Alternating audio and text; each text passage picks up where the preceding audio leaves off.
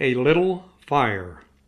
Bible reading, Matthew 12, verses 25 through 37, and chapter 15, verse 11. The Bible says, "Let your speech be alway with grace, seasoned with salt, that ye may know how ye ought to answer every man." Colossians 4, verse 6. Mark is the owner of a tire recapping company that does business with the truck repair shop where I am employed. One day Mark showed me a photo of his pickup truck engulfed in an enormous fire. There had been a container of rubber dust and shavings in the back of his pickup, a waste byproduct of his company's tire processing that had suddenly burst into flames.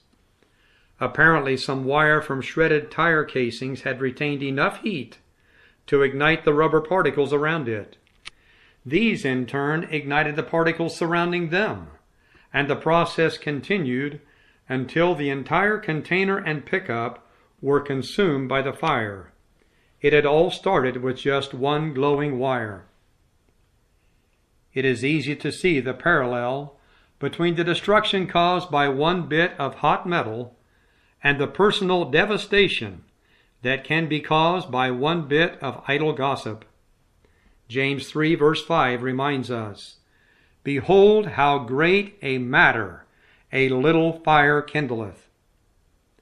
If a camper drops a lighted match on a dry forest floor, an immense conflagration can quickly follow, destroying thousands of acres of timber. But if a neighboring camper quickly drops a bucket of water on the infant fire, the disaster can be averted. The same is true of gossip. We can spread the flames by listening eagerly to the story and passing it on, or we can dump cold water on it by showing our informant that we are slow to accept evil reports. We might also remind him or her that every idle word that men shall speak, they shall give account thereof in the day of judgment.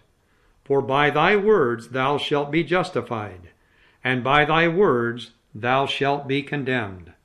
Matthew 12, verses 36 and 37.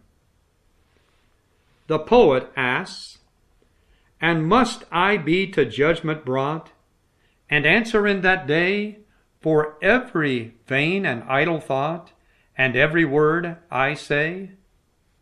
Charles Wesley.